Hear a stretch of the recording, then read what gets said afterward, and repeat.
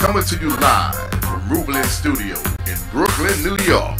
The hot new internet talk show, Know Yourself, where we inform you, inspire you, and encourage you to know yourself. And here to help you do just that, your host, Mr. Brian McCoy. Welcome, and thank you so much for coming in, tuning in to this first taping of the show, Know Yourself. We're going to have a blast here. We're going to laugh, we're going to joke, we might even shed a tear or so. And understand something, please. Don't mistake me sitting here in front of you as me knowing everything about myself, because trust me, I don't. But as I help you, I'm going to learn more about myself as well. So stay tuned, we'll be right back with our first guest. Our next guest used to rap in the secular hip-hop world. Now, he's doing it for God. Our next guest, welcome to the stage, Mr. Haas. How y'all doing, everybody? Haas, now tell me something. How did all of this come about? Because now, I've known you to rap in the secular world. What happened did all that change? Because you were actually doing kind of good in the secular world. I was actually up and coming. I was under the Rockefeller Records umbrella doing secular music. I was touring with Jay-Z. You know, a couple situations happened where, you know, I had to fall back. It was a matter of immaturity, not knowing the game at a young age, and just not allowing some things to take place that should have taken place. And, you know, just being the artist I was and just knowing where I stood at as an artist, you know, I fell back totally from the whole Rockefeller situation and started, you know, exploring some different options and doing other things. So, you know, I went down to Florida, started working with Roy Jones and writing music for them and his label, Bodyhead Entertainment. I moved down there for a couple years. And, you know, that was a temporary high for me for a couple years. After that, moved back home. You know, still was doing secular music, and then, you know, I became a victim of a drive-by shooting. And that was the changing point in my life. Now, in this drive-by shooting, were you near death by any chance, or what happened that caused you to just wake up and say, okay, I'm giving my life to Christ and I want to rap for God? I was always in the church my whole life. Even though I was, you know, in the world doing regular hip-hop music, I still was in church. I would go to church. I even took some of my earnings and donated to the church that I got from the secular world. So I always had a church background. My grandmother grew up in a holiness church, and so I always was in the church. So I always had a belief for God. You had a foundation. Yeah, right. So that wasn't hard for me. So the transition really came when, you know, the night, you know, I was in the hospital after being shot. I was shot in the chest. The bullet missed my heart by 2 inches. Wow. And actually another brother that had the same situation, maybe 30, 40 minutes later, came into the hospital room, and he was shot in the chest also, and he didn't make it. So when the doctor came and told me that, I just broke down crying, and that's why, you know, I titled my first album, God Spoke to Me, because I felt like that's what happened at that moment. Like God was speaking to me to tell me to make a change from what I was doing, and what happened, he just really literally took the taste of doing secular music out of my mouth. I didn't even want to, you know, I didn't even have that drive to do that type of music anymore. So how was the transition from hip-hop, secular rap, to now gospel rap and rapping for Jesus Christ? It actually came indirectly. Like I just started doing positive records, and I was working at a school, and they knew a lot of the teachers, and some of the students knew who I was, and they asked me to do something for the kids for one of the shows they had at this high school for the kids, and I did a song I had was a positive record, and actually the song was called Where You Want to Be 5 Years From Now, and that was the name of the record.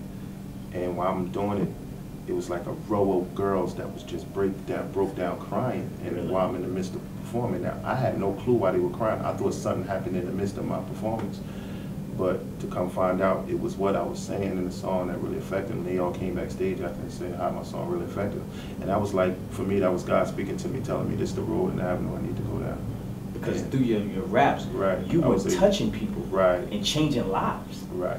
So how did that make you feel to know, like, okay, I have this gift and this talent and this capability to now use it and change and affect people's lives in a good way? It felt great. It was a great feeling, and it became a passion of mine, like a hunger to do. It was something like when I seen that my music and the lyrics I was writing was being effective to the young people, and that can help them be better people, grow up to be better men and women. and women of God, men of God in this world. It was just it was a great feeling, and it just became very passionate for me. Like, this is what I love to do. Who inspires you now? Like give me something that you can turn to when you're like maybe at a block and you need some inspiration to write a song, or write a song or write lyrics that's gonna change people's lives. Still secular hip hop artists that I listen to that inspires me to transform it into, you know, positive things, like Jay-Z and Kanye and Drake. Those like I like lyrical artists, so people that's very lyrical and creative.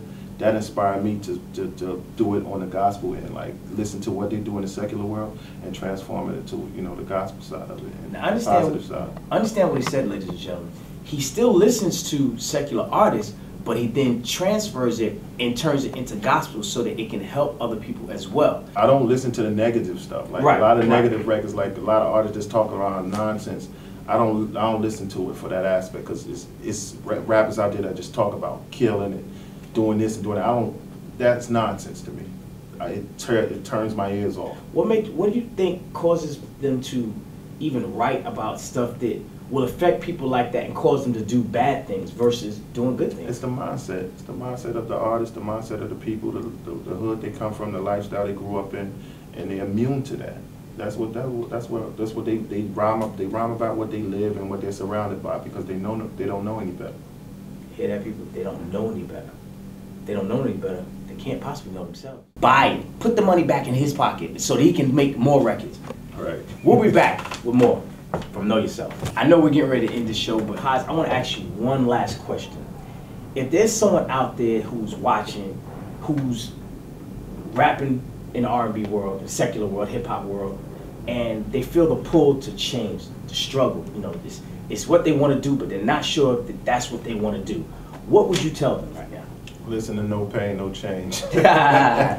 Listen to my album. Like, it's very inspiring. It's not just entertainment. It's very therapeutic, and it can be life changing. And it really will pull you towards more doing positive stuff, because I'm sure that everybody that listens to that album is something on there that you can relate to, that deals with something that you're going through in your life. So listen to the album. Listen to it carefully, not for entertainment purposes, but just to be ministered to. Listen, man, I thank you so much for being a part of this show. Welcome back. I want to say thank you to my guest, Brother Haas. Listen, go get this man's album. It's going to bless your soul. My other guest, Rodney Brown of Kingdom Caters. Support him. Look for him. He's going to be a top-notch chef. He already is. But if you help him, he'll be up there even higher. Listen, if you cannot tune into my show, I have a place that you can come if you really want to get to know yourself and who you are. Meet me at Love Fellowship Tabernacle, 464 Liberty in Bradford, the East New York section of Brooklyn, New York, where my pastor is none other than the great Bishop Hezekiah Walker. I'm your host, Brian McCoy. Until next time, peace and love to you.